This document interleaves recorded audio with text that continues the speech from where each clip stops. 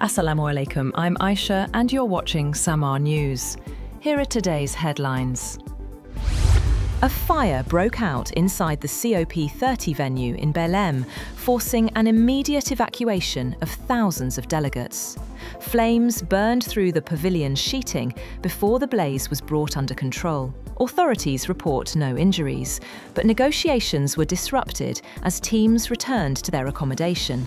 Officials are still working to determine the cause.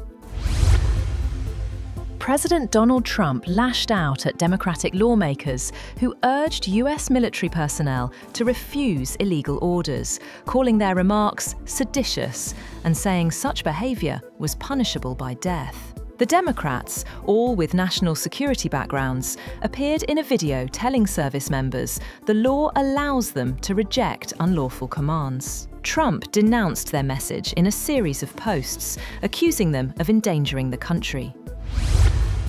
US President Donald Trump says he will meet New York City Mayor-elect Zohran Mamdani at the White House this Friday.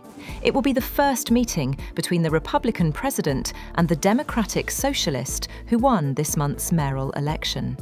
The two have previously criticized each other, with Trump openly backing Mamdani's opponent, Andrew Cuomo. The US has signaled to President Volodymyr Zelensky that Ukraine should accept a Washington-drafted peace framework proposing Kyiv give up territory and reduce its armed forces, according to two sources familiar with the matter.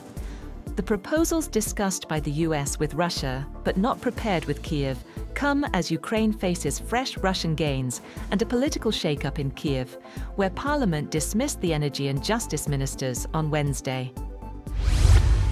The Kremlin says any Ukraine peace plan must address what it calls the root causes of the conflict, adding that there are no negotiations with Washington on the US-drafted proposal. The plan reportedly asks Kyiv to cede territory and weapons in exchange for security guarantees. Moscow says it has nothing to add beyond what was stated at the August summit in Anchorage. Meanwhile, Ukraine says it has received 1,000 bodies from Russia, described by Moscow as fallen Ukrainian servicemen. Kyiv's Prisoner of War Coordination Center says investigators will now begin identification and examinations. Both sides have exchanged thousands of bodies since the war began, though Ukraine has previously accused Russia of sending remains in disordered condition, a claim Moscow denies. On the other hand, Hungary's Foreign Minister, Peter Szijjártó, says the EU should halt funding to Ukraine after corruption reports, calling new proposed aid insane. His comments came as Kyiv dismissed two ministers caught in a major graft probe. Arriving for talks in Brussels, Sweden and Poland said any future Ukraine peace plan must include the European Union. Iran has officially ended the formal cooperation deal with global nuclear watchdog after what it calls an unlawful and politically driven resolution passed by the IAEA board. Known as the Cairo Understanding, the deal now stands terminated. The resolution demanded that Iran fully cooperate with the agency and provide precise information about its stockpile of near-weapons-grade uranium, as well as grant its inspectors access to Iranian nuclear sites. Foreign Minister Abbas Araghchi said the US and European powers pushed the resolution through despite significant opposition.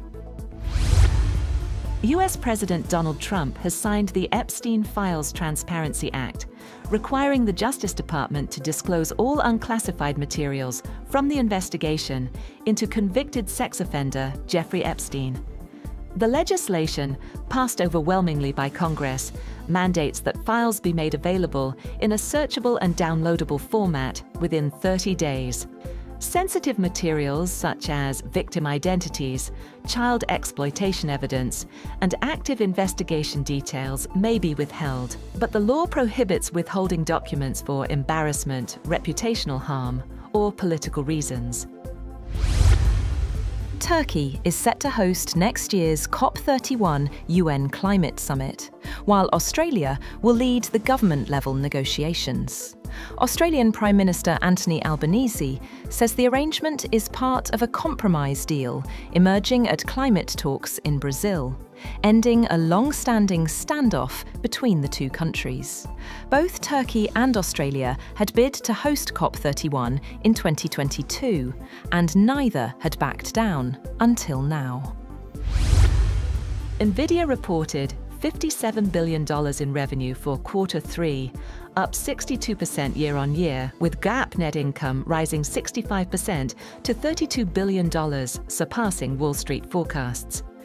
The company's data center business led the surge, generating $51.2 billion, up 25% from last quarter and 66% from last year, highlighting Nvidia's continued leadership in AI computing and hardware. The US approved the sale of Javelin anti-tank missiles and Excalibur guided artillery munitions worth $93 million to India, marking the first such foreign military sale since ties cooled in August over tariffs. The Defense Security Cooperation Agency said the sale supports US foreign policy and national security objectives by bolstering India's defense capabilities and the strategic partnership in the Indo-Pacific region. And the draw for the 2026 World Cup playoffs has been completed in Zurich, locking in all matchups for Europe's 4 remaining spots. Teams will play semi-finals on March 26th and finals on March 31st. Italy faces Northern Ireland, Wales meets Bosnia, Ukraine takes on Sweden, Poland meets Albania, Turkey draws Romania, Slovakia plays Kosovo, while Denmark faces North Macedonia and Czechia hosts Ireland. Winners of the 4 paths qualify for the World Cup. That's all for now. For more updates, visit www.samar.tv.